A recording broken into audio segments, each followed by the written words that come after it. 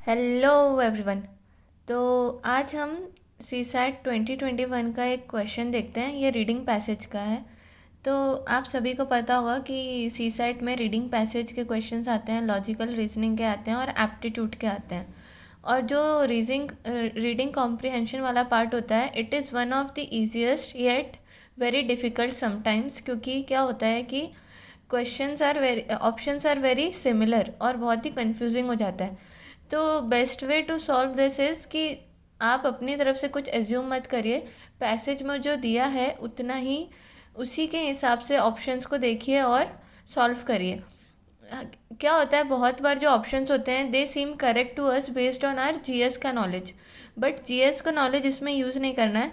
जो पैसेज में जितना बोला होता है उतना ही देखना होता है और उसी को समझना होता है और उसी के हिसाब से ऑप्शंस चूज़ करने होते हैं। इवन इफ़ हमको ऑप्शन कोई सही लग रहा है तो भी वो सही नहीं होता अगर पैसेज में उसके बारे में मेंशन नहीं है तो और अजम्पशन वाले क्वेश्चंस में थोड़ा अलग होता है। एजम्पशन वाले क्वेश्चंस हम देख लेंगे। ये जो है ये क्रिटिकल मैसेज वाला है। तो इसमें जो पैसेज में दिया हुआ है उसी में से आपको ऑप्शंस चूज़ करने हैं। ऑप्शंस शुड बी रिलेटेड, कि जो पैसेज में दिया है उससे ऑप्शंस रिलेटेड होने चाहिए। तो चलिए पैसेज देखते हैं। There are reports that some of the antibiotics sold in market are fed to poultry and other livestock as growth promoters. Overusing these substances can create superbug pathogens that are resistant to multiple drugs and could be passed along humans. Mindful of that, some farming companies have stopped using the drugs to make chicken gain weight faster. Since Denmark banned antibiotic growth promoters in 1990s, the major pork exporter says it is producing more pigs and the animals get fewer diseases. तो इसमें क्या पूछा है कि which one of the following statements best reflect the critical message conveyed by the passage given above. ठीक है, तो अब ये पैसेज को देखा, एक और बार देख लेते हैं। इसमें बेसिकली किसके बारे में बात की? एंटीबायोटिक्स और लाइफ स्टॉक। और ओवर यूजिंग ऑफ एंटीबायोटिक्स नहीं करनी चाहिए, क्योंकि इससे क्या होता है, सुपर बग्स और पैथोजेंस क्रिएट हो जाते हैं और they become resistant to drugs and this is passed along humans.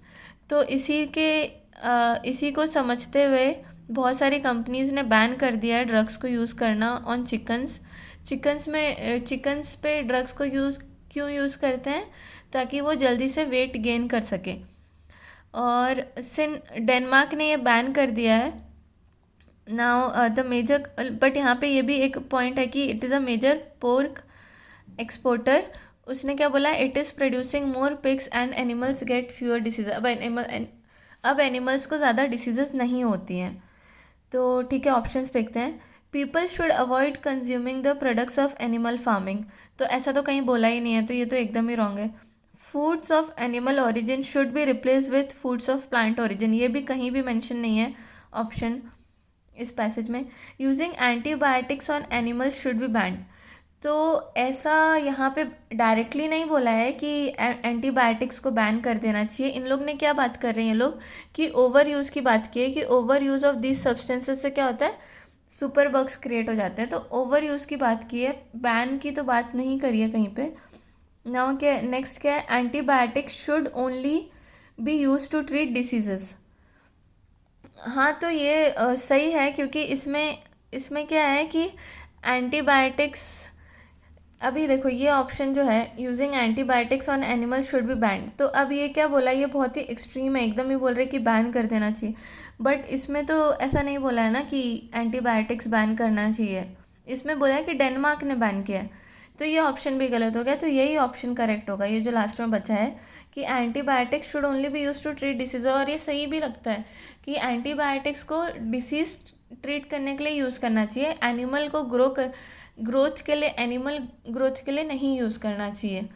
तो यही इसका आंसर है और यही मैसेज दिया गया है इस पैसेज में। तो I hope you like this video. Thank you for watching it.